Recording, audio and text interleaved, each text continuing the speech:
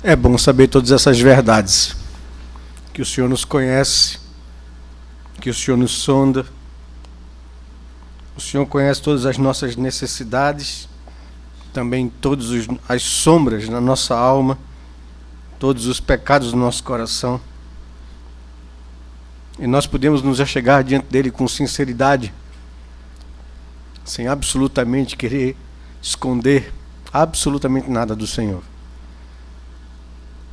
Esse é o convite que ele nos faz para estar na sua presença, com sinceridade de alma e de coração. E eu gostaria que nesse momento agora pudéssemos ter a consciência de que, apesar de ter um homem como instrumento de Deus para pregar sua palavra, esse homem é colocado por Deus como profeta, como mensageiro da sua vontade, da sua palavra. E como visto hoje também pela manhã, o nosso coração treme da responsabilidade que a gente tem de poder expor a palavra de Deus sem introduzi-la ou sem tentar forçar a palavra para colocar qualquer coisa da nossa mente, mas com muito temor e tremor procurar ensinar as verdades da palavra de Deus com clareza ao coração do seu povo. Como vimos pela manhã, só entendendo a graça de Deus e esse amor maravilhoso é que nós podemos ser gratos ao Senhor e colocar a nossa vida à sua disposição para honrá-lo, para obedecê-lo. Que seja essa a atitude de cada coração aqui nessa noite. Senhor, fale ao nosso coração. Queremos ouvir a tua voz nesse momento agora.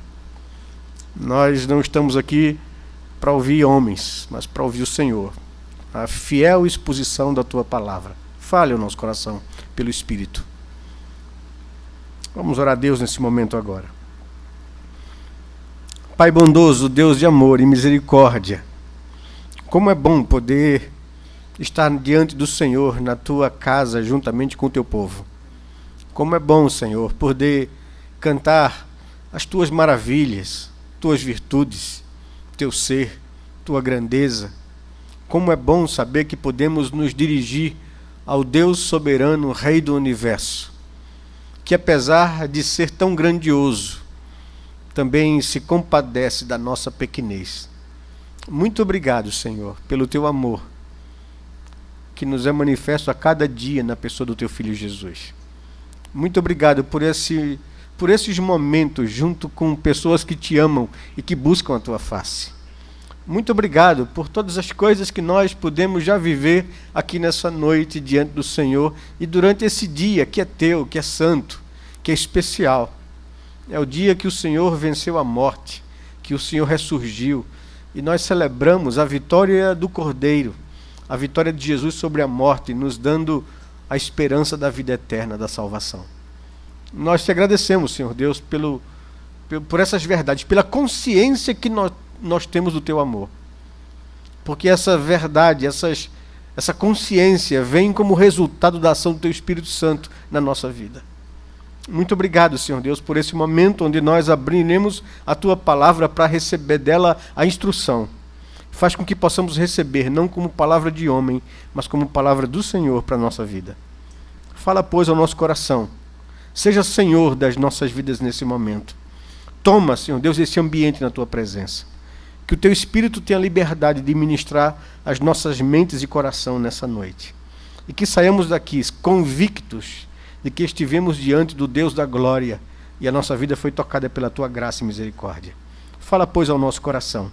É o que nós te pedimos em nome e no amor de Jesus, Pai. Amém, Senhor Deus. Amém, Pai amado. Vamos abrir as nossas Bíblias na primeira epístola de Pedro, no capítulo 3. A primeira carta ou epístola apostólica de Pedro, no capítulo 3.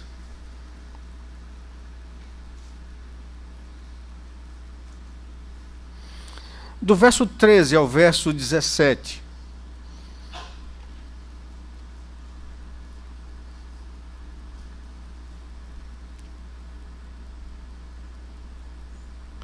Diz assim a palavra do Senhor, 1 Pedro capítulo 3, verso 13 ao verso 17. Ora, quem é que vos há de maltratar se fordes zelosos do que é bom? Mas, ainda que venhais a sofrer por causa da justiça, bem-aventurados sois. Não vos amedronteis, portanto, com as suas ameaças, nem fiqueis alarmados. Antes, santificai a Cristo como Senhor em vosso coração, estando sempre preparados para responder a todo aquele que vos pedir razão da esperança que é em vós, fazendo, todavia, com mansidão e temor, com boa consciência, de modo que naquilo que falam contra vós outros, fiquem envergonhados os que difamam o vosso bom procedimento em Cristo. Porque se for da vontade de Deus, é melhor que sofrais por praticardes o que é bom, do que praticando o mal. E deixe-me concentrar no verso 15 com vocês. Santificai a Cristo como Senhor em vosso coração, estando sempre preparados para responder a todo aquele que vos pedir razão da esperança que há em vós. Que Deus possa nos abençoar, falar o nosso coração, mover a nossa vontade para vivermos para a sua honra e glória. Meus amados, todo esse ano de 2013, na nossa escola dominical, nós tratamos sobre igreja como sal da terra e luz do mundo. E nosso objetivo é, como vimos trabalhando a vida da igreja, fortalecendo as nossas bases, as nossas convicções, os nossos fundamentos de fé, era nos mostrar durante todo o ano a nossa responsabilidade e a missão que nos foi confiada enquanto igreja. Estamos postos nesse mundo com o propósito de levar essa mensagem a todo aquele que Deus colocar em nosso caminho. A igreja é sal da terra e é luz do mundo. A igreja é a agência de Deus da proclamação do evangelho da graça. Deus, o Pai, estabeleceu que é pela instrumentalidade daqueles que foram resgatados, que outros serão resgatados também pelo anúncio dessa boa notícia, de que mesmo sendo homem pecador, merecedor de condenação, Deus em sua misericórdia o amou a ponto de enviar o seu Filho para morrer na cruz em seu lugar e pelos seus pecados. E que agora oferece a todo homem gratuitamente essa graça, bastando que o homem reconheça a sua situação de pecado e se renda ao Senhor, submetendo a sua vida a Jesus, e vivendo agora não mais para si mesmo, mas para a sua honra e glória. Essa é a mensagem do Evangelho. Essa é a mensagem que nos foi confiada. Essa é a mensagem que nos alcançou um dia que transformou a nossa vida. E que o Senhor agora nos coloca a responsabilidade de alcançar outros com essa mesma mensagem. A tarefa da Igreja de Cristo é evangelizar o mundo e fazer discípulos para o Senhor Jesus. A ordem da grande comissão deixa clara essa tarefa.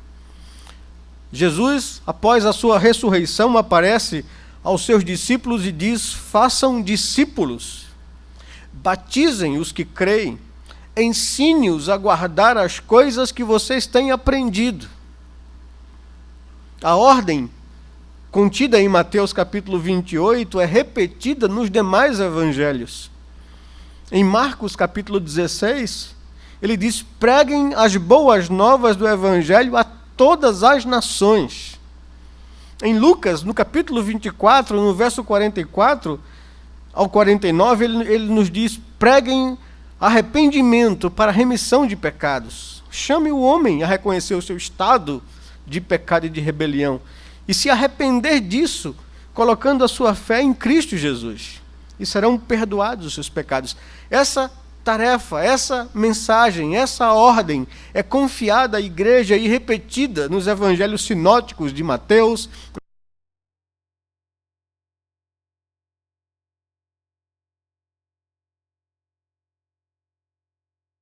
poucas pessoas. É isso que nós temos trabalhado em nós durante esse ano de 2013, na nossa escola dominical. É uma tarefa que cabe à igreja, corpo de Cristo, a todos nós, cada membro, cada parte da igreja, tem a responsabilidade de dar a sua justa cooperação para que a igreja cumpra a missão que lhe fora confiada. Não é uma tarefa para pastores, não é uma tarefa para missionários, não é uma tarefa para evangelistas apenas, é uma tarefa para todos os crentes, para todos aqueles que foram alcançados pela graça de Deus. Por isso, todo crente deve estar envolvido em seu cumprimento. Quando a igreja, lá em Atos, no capítulo 4, logo após o seu nascedouro ali na festa de Pentecostes, quando o Espírito Santo foi derramado sobre aqueles 120 que esperaram a promessa de Deus, a igreja nasce ali. Até então ela era uma igreja embrionária, mas ela nasce ali. Pela pregação do Evangelho, o Espírito Santo vem sobre a igreja e logo em seguida ela começa a anunciar essa verdade a todo mundo. Sofre uma perseguição violenta. Os apóstolos são presos, João, Pedro, são presos e a igreja se junta em oração para interceder a Deus pela vida deles. E uma vez soltos, depois de muitas ameaças, eles procuram a igreja. E diz a igreja quantas ameaças sofreram. Quanto foram pressionados para não mais falar em nome de Jesus, não mais pregar essa verdade. E a igreja que ouve aquele testemunho dos apóstolos, diz o texto lá em Atos capítulo 4, verso 23 ao verso 31, que unânimes, todos, com uma só voz, com um só espírito, unânimes levantaram a voz ao Senhor e oraram. E no final da oração, eles pedem a Deus: concede-nos intrepidez para anunciar a tua palavra, mesmo em meio às perseguições. E diz o texto que, tendo eles orado, ficaram cheios do Espírito Santo e com intrepidez anunciavam a palavra. Observem que todos os verbos do texto e a ação é conjunta, é de todos, não é dos apóstolos. Unânimes, eles levantaram a voz, unânimes, eles pediram: Senhor, nos conceda, a igreja, nós, a cada um, intrepidez, coragem, para que a gente não fraqueje diante das ameaças e da perseguição, para que a gente tenha coragem para enfrentar a perseguição e anunciar esse evangelho da graça. E após orarem, todos, diz o texto, ficaram cheios do Espírito Santo, e todos com intrepidez anunciavam a palavra de Deus. A igreja do Novo Testamento tinha consciência que a missão que fora confiada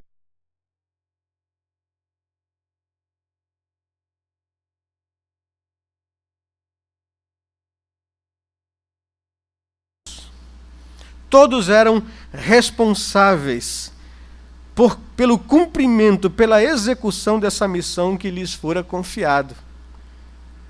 Por isso nós temos consciência, como o pastor Lutero nessa manhã pregou, sobre a responsabilidade da classe de líderes da igreja, que a sua responsabilidade é ensinar, é treinar, é capacitar a igreja e aperfeiçoar cada membro da igreja para serem cristãos maduros e estarem prontos para testemunharem de Cristo a todo momento onde Deus lhes colocar. Há necessidade de treinamento de cada crente para estarem preparados para o cumprimento da missão. Na carta escrita aos Efésios, Paulo deixa clara a tarefa dos pastores e dos líderes. Lá no capítulo 4, no verso 11 ao verso 16, ele diz: Deus concedeu pastores e mestres e líderes à igreja com o fim de aperfeiçoar os demais crentes, os santos, para que eles, os crentes, os santos, aperfeiçoados, desempenhem bem o seu serviço, o seu ministério, a sua parte, a sua colaboração. E ele continua dizendo: para que a igreja seja edificada pela cooperação de cada parte bem treinada. É assim que o evangelho avança, é assim que o reino de Deus se estabelece. Nós vamos apresentar para vocês aqui, você tem no seu boletim, na parte pastoral, o resumo disso que nós vamos falar para você nessa noite. Esse resumo pode servir para você como um guia muito claro das verdades fundamentais que você precisa usar na apresentação do evangelho a qualquer pessoa. São essas as verdades que cada homem precisa conhecer, entender, para poder tomar uma decisão de viver para Deus ou não. Essa é a nossa tarefa, é a nossa responsabilidade. Uma das coisas que precisamos aprender a fazer corretamente e bem fundamentada é mostrar como o homem pode se tornar um filho de Deus. Quando João escreveu o seu evangelho, no primeiro capítulo, no verso 12, ele fala isso. A todos quantos o receberam, falando de Jesus, Deus o Pai lhes deu o poder de serem feitos, de se tornarem filhos de Deus, a saber, aos que creem no seu nome. Então o texto conta uma verdade que desfaz um mito popular. Nós não somos filhos de Deus por criação. Nós somos criaturas de Deus. A Bíblia é clara quando afirma em João capítulo 3, verso 16, para não citar tantos outros textos, que na divindade existe a pessoa do Pai e a pessoa do Filho. E que Deus só tem um único Filho, Jesus Cristo. Nós somos criação de Deus, não filhos. Mas o texto de João, capítulo 1, versículo 12, nos ensina que podemos nos tornar filhos de Deus por adoção em Cristo Jesus. E qual é a nossa tarefa, então, como igreja? É poder apresentar para as pessoas como é que elas podem se tornar filhos de Deus. Porque o texto de João, capítulo 1, versículo 12, é claro. A todos quantos receberam a Cristo como Senhor, Deus o Pai lhes deu a condição de se tornarem, de serem feitos filhos de Deus. A saber, aqueles que creem no seu nome, que creem naquilo que ele fez na cruz. As verdades fundamentais que serão apresentadas não devem ser usadas de forma mecânica, numa abordagem evangelística. Essas verdades devem ser estudadas, memorizadas, mas, acima de tudo, entendidas. Se as entendermos e tivermos com elas gravadas em nossa mente, o Espírito Santo terá uma ferramenta em bom estado para ser usada na apresentação do Evangelho, para que outras pessoas possam se tornar filhos de Deus. Então, guarde essas verdades no seu coração. Rasgue essa primeira página do seu boletim. Leve na sua Bíblia. Estude na sua casa, examine e compreenda o que Deus quer que todo homem saiba. Porque aí está o resumo de toda a revelação de Deus na Escritura. Guarde isso no seu coração. Use isso para a glória de Deus. A primeira verdade que eu gostaria de que você tomasse conhecimento e soubesse apresentar a todo homem é essa aqui. O ser humano é criação de Deus. O homem foi criado por Deus. Gênesis capítulo 1, versos 26 e 27, nos diz que disse Deus: façamos o homem à nossa imagem, conforme a nossa semelhança. Criou Deus, pois, o homem, a sua imagem, a imagem de Deus o criou, homem e mulher os criou. Então, o homem é resultado de uma decisão de Deus, quando se reúne ali em triunidade e diz: vamos fazer o homem, vamos criar um ser, que nós possamos colocar nele a nossa imagem, a nossa semelhança, que ele tenha nele características que só é encontrada em Deus. Mostre isso para o homem. Gênesis capítulo 2, versículo 7 nos diz que então formou o Senhor Deus ao homem do pó da terra e lhe soprou nas narinas o fôlego da vida, e o homem passou a ser alma vivente. Mostre isso para as pessoas. Diga às pessoas que o ser humano não é fruto do acaso, nem de uma explosão cósmica, nem ainda o resultado de um processo evolutivo. Mostre para as pessoas que o homem é o resultado de uma obra maravilhosa realizada por um Deus grandioso. Ele trouxe o homem e todas as coisas à existência pelo poder da sua palavra. Mostre ao homem isso. O Salmo de número 139, no verso 13 e 14, Davi refletindo nas suas angústias, nos momentos difíceis da sua vida, o que alivia a sua consciência, o que traz paz ao seu coração, o que aquieta a sua alma, é a compreensão dessa verdade. Ele diz no verso 13 e no verso 14, Senhor, tu formastes o meu interior, tu me teceste no seio da minha mãe. Graças te dou, visto que por modo maravilhoso me formaste. Tuas obras são admiráveis, e a minha alma o sabe muito bem. O que aquieta a alma de Davi no momento de angústia, de aflição, de tristeza, é saber que ele não é fruto do acaso, que ele tem pedigree, que ele tem identidade, que ele é resultado de uma decisão de Deus, de trazer o homem à existência, que o homem tem nele a marca, a identidade, a imagem de Deus, que ele é um ser especial, singular. Diga ao homem isso, porque a ciência, a tentativa da ciência falsa, de uma filosofia falsa, é tentar roubar essa identidade que nós temos de Deus, dizer que nós somos frutos do acaso. A Bíblia diz ao contrário, o homem é resultado de uma decisão de Deus, de trazê-lo à existência, de criá-lo segundo a sua própria imagem e semelhança. O homem precisa saber disso. Diga isso para toda pessoa. Comece exatamente por aí, tocando e afirmando que o ser humano é resultado da criação de um Deus grandioso e que ele carrega em si essa identidade, essa imagem de Deus. Em segundo, fale para o homem que Deus, quando o criou com um propósito. Deus tinha algo em mente quando trouxe o homem à existência. Gênesis, no capítulo 1, no verso 28 ao verso 30, nos diz que ao criar o ser humano, homem e mulher, Deus os abençoou e lhes disse: sejam fecundos, multipliquem-se, encham a terra, sujeitem-na, dominem sobre os peixes do mar, sobre as aves dos céus e sobre todo animal que rasteja pela terra. Deus colocou o homem como coroa da sua criação. Colocou o ser humano, aquele primeiro casal, para gerenciar a criação. Nós temos essa responsabilidade. Gerenciar, cuidar da criação de Deus.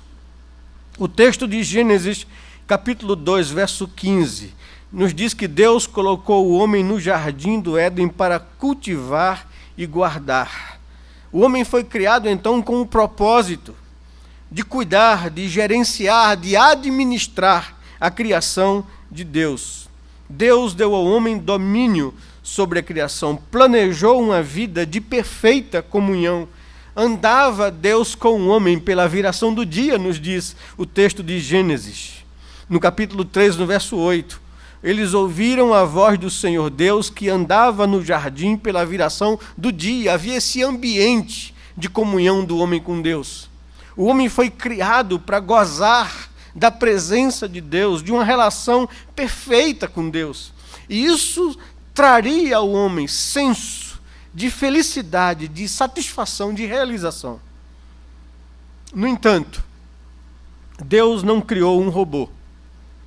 Ele deu ao homem a opção de amá-lo ou não, de obedecê-lo ou não.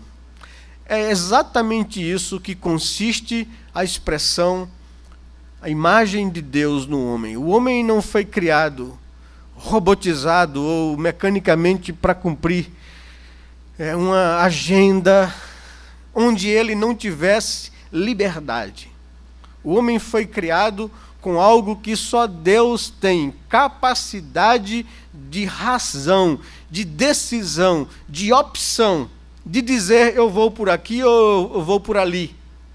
E isso dava ao homem até mesmo a opção de amá-lo ou não amá-lo, de obedecê-lo ou não obedecê-lo, de confiar em Deus ou não confiar em Deus, de viver a vida para Deus ou viver a vida para si próprio. Diga ao homem isso. Todo homem precisa saber que ele não somente é resultado da decisão da criação de um Deus grandioso, que o criou conforme a sua própria imagem, mas que Deus, quando criou o homem, o criou com um propósito. Isso implica em responsabilidade diante de Deus. E Deus não criou um ser condicionado a obedecê-lo, mas um ser livre para obedecê-lo voluntariamente, para amá-lo voluntariamente. Gênesis capítulo 2, verso 15 a 17. Diz que Deus colocou o homem no jardim do Éden para cultivar e o guardar. O Senhor lhe deu uma ordem: de toda a árvore do jardim comerás livremente, mas da árvore do conhecimento do bem e do mal não comerás, porque no dia em que dela comeres, morrerás. O que esse texto quer nos ensinar é exatamente Deus colocando em prática essa capacidade que o ser humano tinha de viver por suas próprias decisões. Deus criou todas as coisas e disse ao homem que ele poderia usufruir livremente de toda a criação, só não de uma coisa. Não é? E aí Deus está colocando à prova a obediência voluntária do homem ou não, a opção de obedecê-lo ou não. Mostre isso para as pessoas. Diga ao homem isso, ele precisa saber que ele foi criado com um propósito, que há algumas implicações dele carregar em si a imagem e semelhança de Deus, dele ser um ser singular, especial, dele ser coroa da criação de Deus. E aí então, ensino para o homem que Deus colocou no homem a possibilidade de escolher depender de Deus ou não depender de Deus, confiar em Deus ou não confiar em Deus, amar a Deus e, consequentemente, confiar e obedecer, ou não. O homem tinha essa capacidade, né, que nós chamamos, né, teologicamente de livre-arbítrio. Ele tinha. Ele não estava preso a absolutamente nada. Ele foi criado livre para obedecer ou não obedecer. E a ordem foi essa: comerás livremente de toda árvore, só não da árvore que está no meio do jardim. Havia uma escolha a ser feita. Havia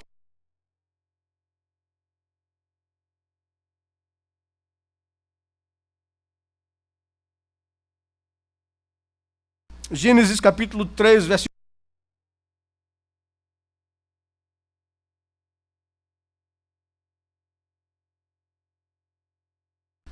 Diante deles, sugerindo que Deus não era tão bom como parecia, que Deus proibiu ao homem de gozar da criação, sugerindo para a mulher: que Deus é esse que cria todas as coisas aqui e diz para vocês que vocês não podem usufruir delas? E a mulher disse: não, não foi isso que Deus fez. Ao contrário, Deus disse que a gente tem a liberdade para comer livremente todas as coisas, só não de uma. Mas porque Deus disse que no dia que a gente comer, a gente vai morrer. E ele disse: é certo que vocês não vão morrer. É porque Deus não quer que vocês se tornem como Ele, independente, né? Autônomo. Deus sabe que se vocês comerem desse fruto, vocês se tornarão como Ele. E o que aconteceu em Gênesis 3:6? Que vendo a mulher que a árvore era boa para se comer, que era agradável aos olhos e desejável para dar esse entendimento, tomou-lhe do fruto e comeu e deu ao marido, e ele comeu. O homem, a humanidade tomou uma decisão. O homem escolheu fazer a sua própria vontade. Com isso, ele transgrediu a ordem de Deus, pecando contra Deus. 1 João capítulo 3, versículo 4, nos diz que o que pratica pecado também transgride a lei, porque o pecado é a transgressão da lei. A palavra pecar no original, no hebraico, dá a entender que é você desviar do alvo. O conceito e a ideia é como se um arqueiro estivesse lançando uma flecha para atingir um objetivo e essa flecha tomasse outro rumo. Que o homem foi criado por Deus para viver em comunhão com Deus, para viver em obediência a Deus, e isso traria vida, satisfação, plenitude à alma humana. E que quando o homem resolveu não mais viver desse jeito, trouxe sobre si vazio, morte espiritual, perdeu a comunhão com Deus, trouxe a infelicidade, a insatisfação à alma dele. Nós precisamos mostrar ao homem que este pecado, tomado pelos primeiros pais, que representavam a raça humana, foi imputado e foi transmitido, infelizmente, a toda a humanidade. Eles nos representavam. E quando tomaram essa decisão, toda a raça humana foi afetada pela decisão dos primeiros pais. Romanos capítulo 5, verso 12, nos diz que como por um só homem entrou o pecado no mundo, e pelo pecado a morte, essa morte que passou a todos os homens, por isso todos pecaram. E a morte é esse emblema da nossa natureza caída, em rebelião contra Deus, vivendo de forma autônoma e independente de Deus. Nós precisamos dizer ao homem que o homem escolheu fazer a sua própria vontade, e com isso ele transgrediu a ordem de Deus, pecando contra Deus. Precisamos dizer ao homem que este pecado foi imputado e transmitido a toda a humanidade. Precisamos dizer ao homem que a escolha pelo pecado tem sido a marca do gênero humano, do ser humano. Isaías capítulo 53, versículo 6, o profeta nos diz que cada um se desvia pelo seu próprio caminho. Cada um busca na sua vida a maneira pelo qual deve viver e agradar a sua própria vontade longe de Deus. Que o problema nosso, quando a religião muitas vezes nos traz um conceito equivocado de moralidade, classificando tipos de pecados, mas o problema nosso não são os pecados A, B, C e D. O problema nosso é a nossa natureza. A nossa natureza é desviada, é transgressora, está em rebelião contra Deus. Tomamos uma decisão na vida, como ser humano, como raça humana, de vivermos autônomos e independentes de Deus. Esse é o nosso problema. As decisões erradas que nós tomamos na vida, que o ser humano toma na vida, são resultado apenas disso. Por isso que a Bíblia diz que para Deus não há tipo ou classificação de pecado. O que há é que a nossa natureza é corrompida e pecaminosa. Esse é o nosso problema. Por isso nós não temos como nos justificar dizendo que, não, eu peco, mas peco menos que fulano. Não existe isso. A minha natureza é tão corrompida quanto a natureza de fulano. Só que uns se atolam mais, outros se atolam menos no pecado, mas todos são pecadores. Não há um justo, não há nem sequer um entre nós. O nosso problema não é a quantidade de pecado que nós cometemos. O nosso problema é a nossa natureza caída e pecaminosa.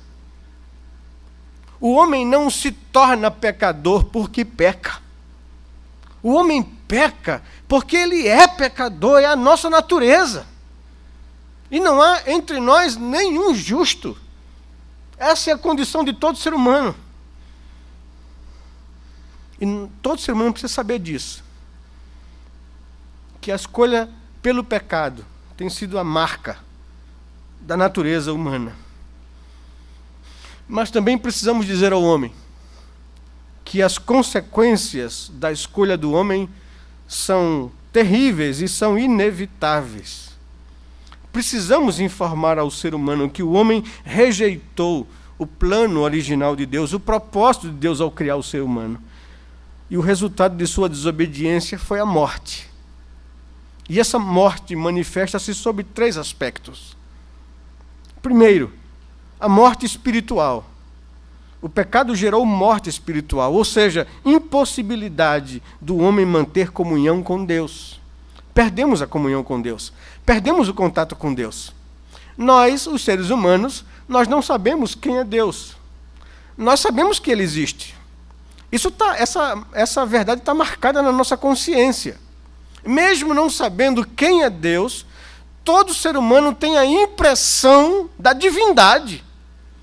O apóstolo Paulo, escrevendo aos Romanos, diz que é impossível o homem apagar isso da sua consciência. A natureza, a criação revela que existe um Deus por trás dela.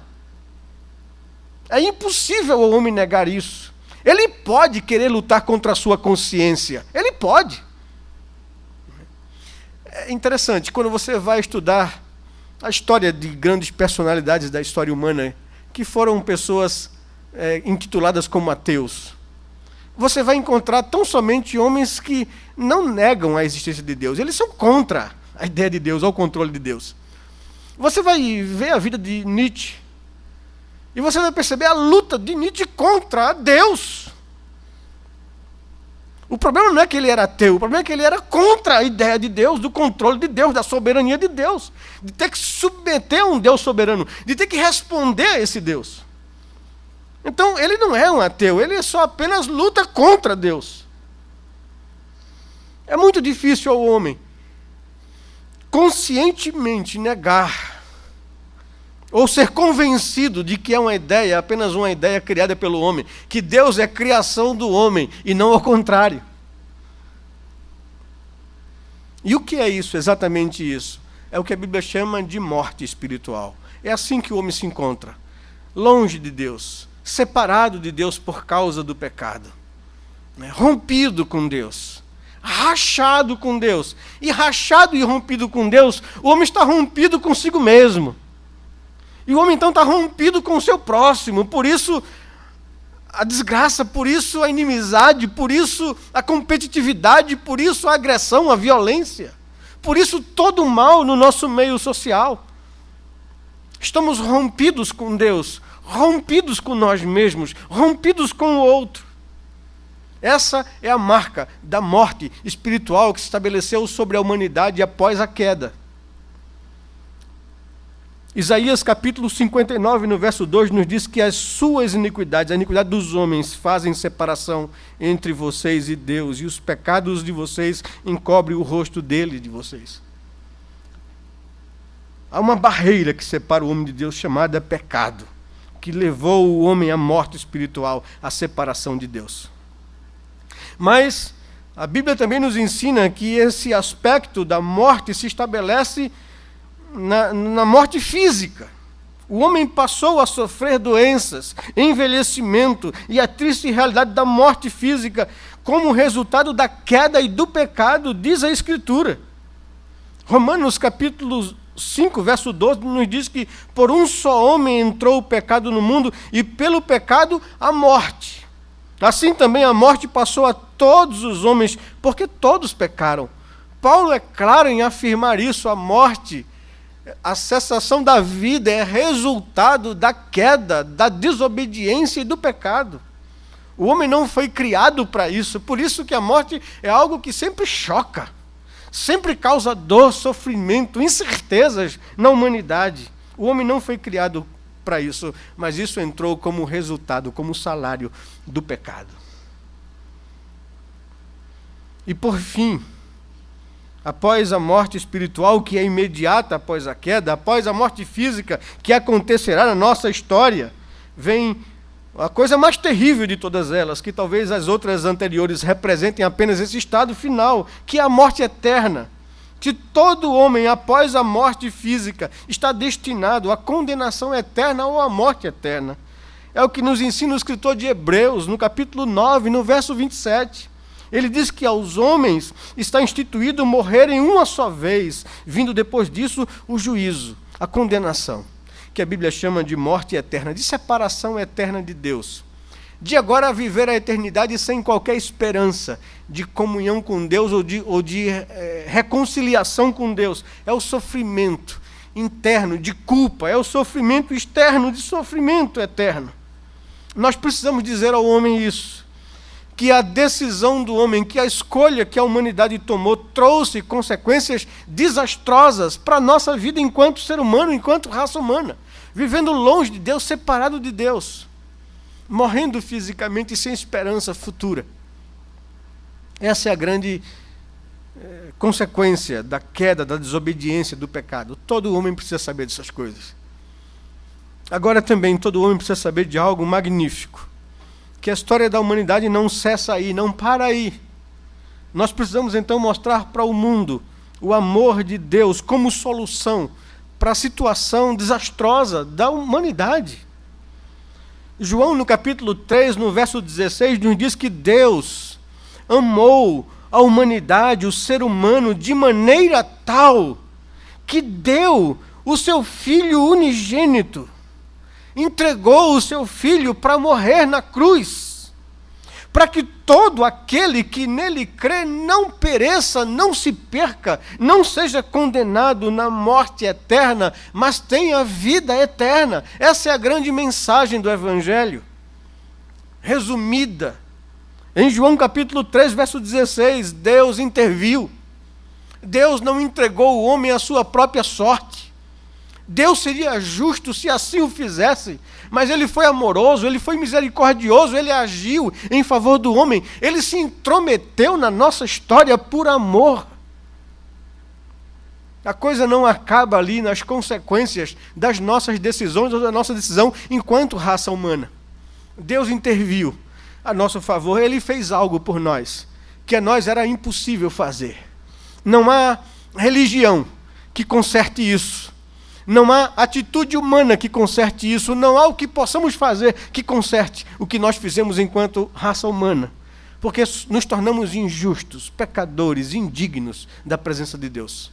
E é isso que Paulo está falando quando escreve aos Romanos. Não há entre nós um justo que possa trazer solução à nossa condição como humanidade. É por isso que Deus, por causa do grande amor com que nos amou, diz o apóstolo Paulo aos Efésios, e mesmo estando nós mortos em delitos e pecados, nos deu vida juntamente com Cristo. Isso é graça. Ele interviu, ele fez alguma coisa por nós que nós não poderíamos fazer. Deus amou a humanidade de maneira tal que deu o seu Filho para que todo aquele que nele crê não mais pereça, mas tenha vida eterna. Deus enviou seu Filho ao mundo com alguns propósitos muito claros. O primeiro deles é nos salvar da condenação, justificando-nos da culpa do pecado. Ninguém será redimido ou salvo porque é bom, porque foi um bom cristão, porque participou ativamente na vida religiosa. Não é pela nossa performance. Nós conhecemos o nosso coração, sabemos que somos pecadores e que não é em nós justiça para isso. É pela graça de Deus e pela graça de Deus somente. Cristo Jesus, o Filho de Deus, assumiu forma humana, encarnou, veio a esse mundo para pagar o preço da minha salvação. Romanos, no capítulo 6, verso 23, nos diz que o salário do pecado é a morte. A consequência do pecado é a morte, é a condenação. A morte espiritual, a morte física e a morte eterna, a condenação. Mas o dom gratuito de Deus em Cristo Jesus é a vida eterna. É um dom gratuito. Gratuito para mim e para você, eu não tenho que pagar por isso. Eu não tenho que fazer qualquer esforço por isso, porque alguém fez um esforço por mim, alguém pagou um preço alto por mim. Deus deu a vida do seu Filho por mim naquela cruz. É gratuito para mim, foi alto preço para Ele. A vida eterna em Cristo Jesus. E Romanos capítulo 8, versículo 1 nos diz que já nenhuma condenação há para aqueles que estão em Cristo Jesus, para aqueles que confiaram que o que Cristo realizou naquela cruz é suficiente para justificá-los dos seus pecados e culpas. Quem creu nisso, quem confiou em Cristo, o Filho de Deus veio ao mundo com o propósito de nos salvar da condenação, justificando-nos da culpa do pecado.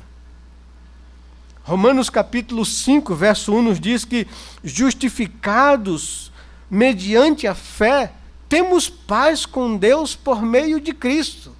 A barreira de separação que havia entre nós e Deus foi quebrada. Ele é a nossa reconciliação, Ele nos trouxe a paz com Deus novamente. Eu posso me achegar diante de Deus agora, porque Cristo pagou a minha culpa e os meus pecados, eles foram anulados, eu estou justificado, eu creio. Não porque eu sou bom, mas porque Cristo realizou por mim algo que eu não poderia fazer. Foi isso que Ele, suas últimas palavras na cruz ali, Pai, está consumado, está feito. Eu cumpri, eu paguei o preço. E aí ele fala para os seus discípulos, quando ressurge, toda a autoridade me foi dada no céu e na terra, por aquilo que eu realizei na cruz. Vão agora e façam discípulos, pregue essa graça, esse evangelho. Diga aos homens que mesmo sendo homem pecador, Deus amou o homem, interviu na história humana, resolveu o problema que nós não poderíamos resolver como raça humana, por causa da sua misericórdia. Tão somente por isso. Ele veio nos salvar da condenação, justificando-nos da culpa do pecado, mas não somente isso. Ele veio nos libertar da escravidão do pecado. Nós antes éramos escravos do pecado, agora, porém, somos livres da escravidão do pecado. João 8,36 nos diz que se o Filho vos libertar, verdadeiramente sereis livres. Eu não sou mais escravo do pecado, eu fui ganho na cruz por Cristo Jesus. Eu não tenho que obedecer à minha natureza pecaminosa como escravo que não tem opção.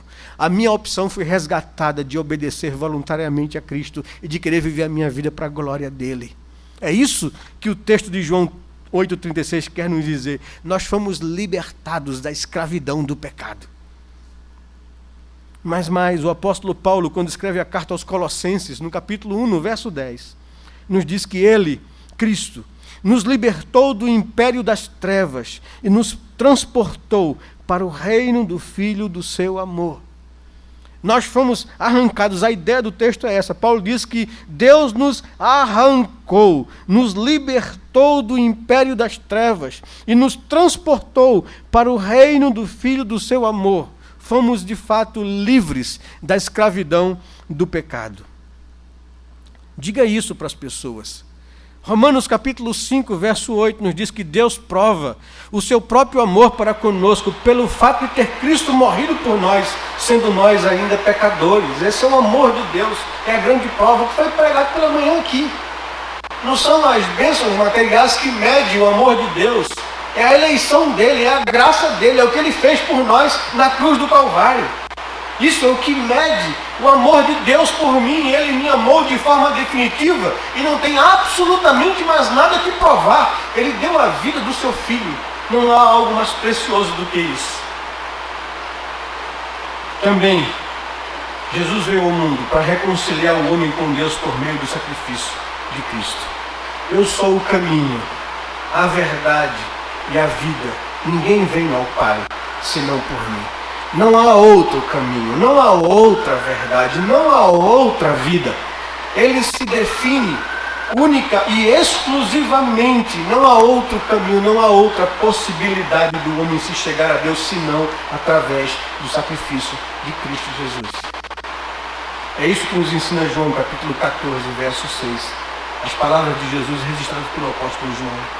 E Paulo, escrevendo na segunda carta aos Coríntios, nos diz no capítulo 5, no verso 18, que Deus nos reconciliou consigo mesmo por meio de Cristo. Nós fomos reconciliados com Deus. Essa é uma ação que nasceu no coração de Deus o Pai. Foi executada na cruz pelo Deus o Filho e é aplicada em nossos corações pelo Deus Espírito Santo.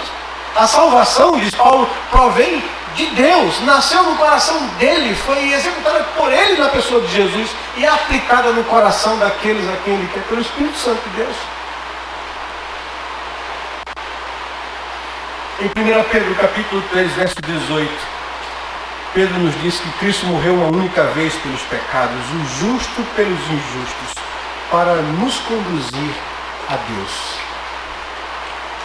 Essa é a grande mensagem, maravilhosa mensagem. Ele veio ao mundo para nos resgatar da condenação, para nos reconciliar com o Pai, para restaurar o plano inicial da criação. João capítulo 10, verso 10 nos diz que Jesus falando aos discípulos: eu vim para que tenham vida e vida em abundância.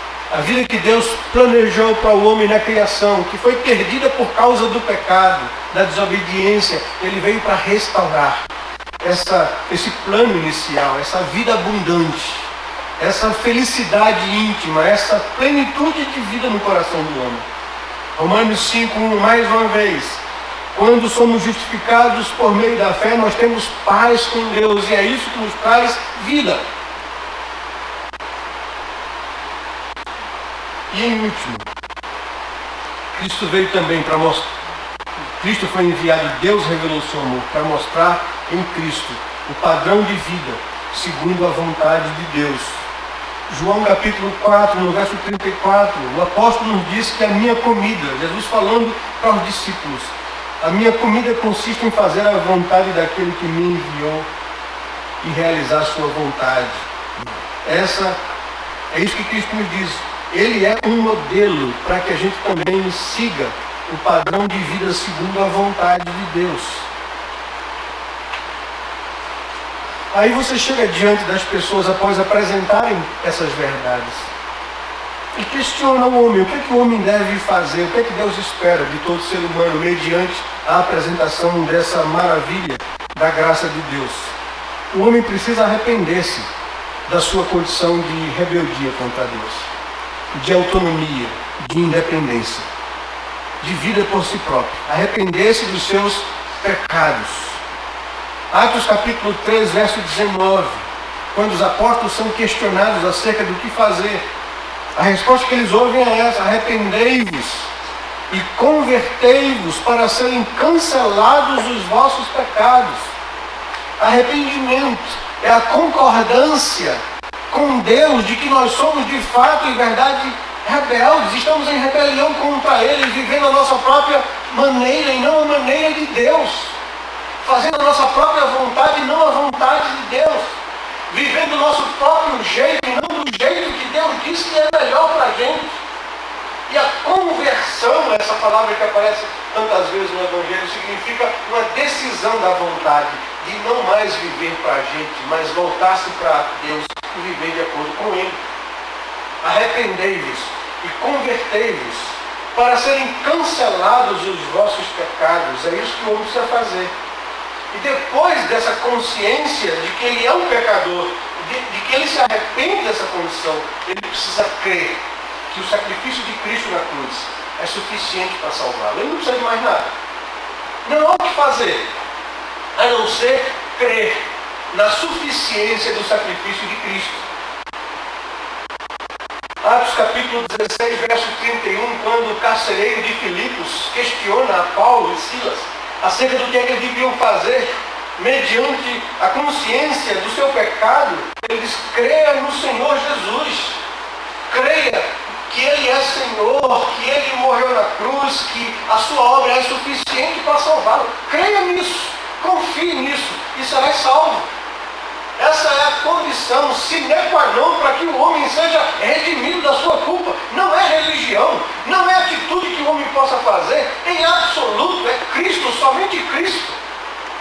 Não há absolutamente nada que substitua aquilo que Deus fez em Cristo Jesus para salvar o homem da sua condição de morte e condenação. Crê somente no Senhor Jesus, na suficiência da sua obra na cruz, e você será salvo, redimido. No livro de Atos, no capítulo 4, no verso 12, Lucas afirma que não há salvação em nenhum outro, porque abaixo do céu não existe nenhum outro nome dado entre os homens pelo qual importa que sejamos salvos. Essa é uma obra, é um mérito tão somente de Cristo Jesus. É por isso, exatamente por isso, que o Senhor em sua palavra nos adverte, nos proíbe dessa tendência pecaminosa que era o nosso coração em rebelião contra Deus, de colocar a nossa confiança em outro ser, em outra coisa que não o Senhor. Não terás outros deuses diante de mim. Não farás absolutamente nada segundo a vossa imaginação do que há em cima nos céus, nem na terra, nem embaixo na terra, com o fim de cultuá-lo. Somente ao Senhor teu Deus adorarás, só a Ele darás culto. Porque somente Ele é quem decidiu se intrometer na nossa vida com misericórdia. Somente Ele resolveu salvar o homem. Somente Ele enviou o seu Filho e executou aquela morte sangrenta na cruz, no meu lugar, pelos meus pecados. Somente Ele, na pessoa do Espírito Santo, é quem me convence do meu estado de rebelião, quem me leva a arrependimento, quem me faz ver a beleza da cruz e da obra de Cristo. A salvação provém de Deus e de Deus somente. E Ele não divide essa glória e essa honra com absolutamente nada ou ninguém. É isso que nos diz o livro de Atos. É isso que nós precisamos dizer para as pessoas. É Cristo, somente Cristo. Não há salvação em nenhum outro nome, porque abaixo do céu não existe nenhum outro nome dado entre os homens pelo qual importa que sejamos salvos. Efésios, no capítulo 2, no verso 8 ao verso 10. Paulo nos diz que pela graça sois salvos, mediante a fé. Isso não vem de vós, é dom de Deus. Não vem de obras ou do esforço do homem para que ninguém se glorie. Não é mérito meu, não é mérito seu, não é mérito de absolutamente ninguém. É trabalho da graça de Deus. E graça é um favor não merecido. Eu não fiz nada para obter salvação. Eu não posso fazer absolutamente nada para obter salvação. A minha natureza pecaminosa me separa de Deus, me torna repugnante à santidade de Deus. Somente Cristo. Somente o que Ele fez na cruz pode anular isso. É graça somente, entenda isso. Quando a gente entende isso, a gente lança fora todos os resquícios de merecimento nosso. A gente não se compara, não se acha melhor do que as outras pessoas. Sabemos que somos pó, e é somente pelo seu amor e pela sua graça que eu posso ser redimido e salvo.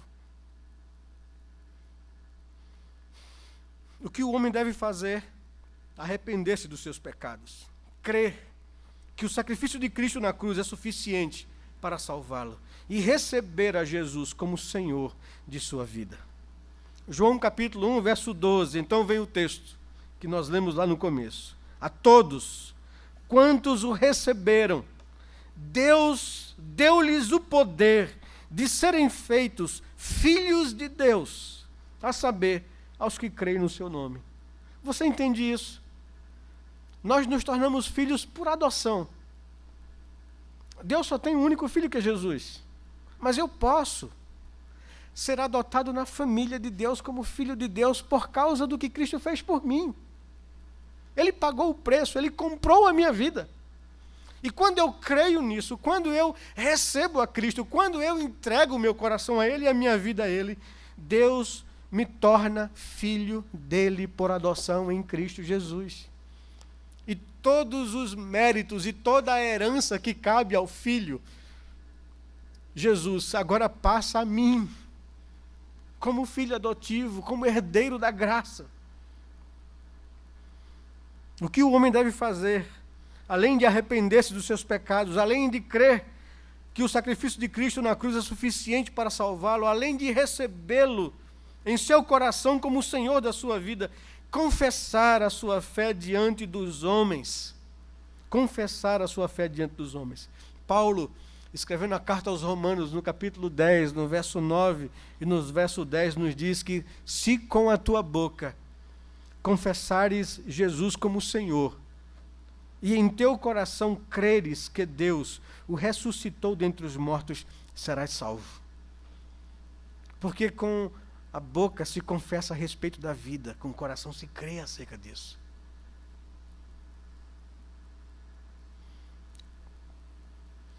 Você agora entende quando Pedro escreve a primeira carta aos cristãos que sofriam uma perseguição violenta. E ele diz, olha, não temam se vocês têm que sofrer por causa da justiça. Antes, glorifique a Deus. A palavra santificar ali vai ter essa ideia, mais uma vez, como essa ideia aparece na oração dominical. Né? Ore a Deus para santificado seja o teu nome, glorificado seja o teu nome entre o mundo. E aqui ele diz, santificai a Cristo em vossos corações, estando sempre preparados para responder a qualquer um que pedir razão da esperança que há em você. Se alguém lhe perguntar, por que você é um cristão? Por que você é um protestante? Por que você faz parte da igreja presbiteriana? Olha, não tem em absoluto nada com a denominação religiosa, tem a ver com Cristo. e você saber explicar a sua fé. Saber explicar isso para as pessoas, dizer essas verdades para o homem, que todo homem precisa saber dessas verdades. E quando o homem toma uma decisão de arrepender-se do seu pecado, de confiar plenamente no que Cristo fez na cruz, como sendo suficiente para lhe perdoar de todas as suas culpas, quando o homem entrega o seu coração a Cristo e o recebe como Senhor da sua vida, agora sim, você apresente para Ele garantias. As garantias de Deus a quem atende a sua graça. Sabe, isso é muito importante. Vejam bem que coisa interessante. Muitas vezes a abordagem evangelística, alguém começa pelo final. As pessoas começam a apresentar logo para as pessoas Deus lhe ama e o Senhor vai abençoar a sua vida. Olha, não adianta você querer que um doente terminal tome decisões de se submeter a um tratamento se ele não está convencido da gravidade da sua doença. Ele precisa estar convencido da morte, da gravidade do seu estado, para poder se submeter, seja qual for o tratamento. Mas se ele não estiver convencido disso, não adianta, ele não vai querer, ele não vai se submeter. Então não adianta você chegar para um homem, como todos nós, seres humanos pecadores, mortos em delitos e pecados, separados de Deus, rebeldes contra Deus, para você querer convencer o homem, que Deus te amou, filho, entrega o coração a Ele e tal. Não adianta, o homem tem que ser convencido do seu estado. Antes, primeiro, diga ao homem de que ele é um ser singular, que ele foi criado à imagem de Deus, que Deus o criou com um propósito, que isso empresta a ele responsabilidade. E que ele tomou uma decisão enquanto raça humana de desobediência a Deus, e as consequências da sua decisão vieram como morte, como condenação. Mas Deus foi misericordioso, Deus o amou, Deus se intrometeu na sua triste história, enviando o seu filho para morrer na cruz. Deus deu o seu filho naquela cruz e ele precisa arrepender-se, ele precisa crer que Cristo morreu de fato e pagou suficientemente tudo para justificá-lo. Ele precisa receber a Cristo como o Senhor da sua vida. E aí sim você apresenta a ele as garantias. E a primeira garantia é essa: ele não será de maneira nenhuma rejeitado por Deus. Tenha ele cometido o pecado que cometeu, tenha ele feito o que fez, se ele se chegar diante de Deus arrependido, será aceito. E essa, talvez a maior coisa emblemática disso aqui é a morte de Jesus na cruz. Ele foi crucificado junto ao lado de 2 assassinos, 2 malfeitores.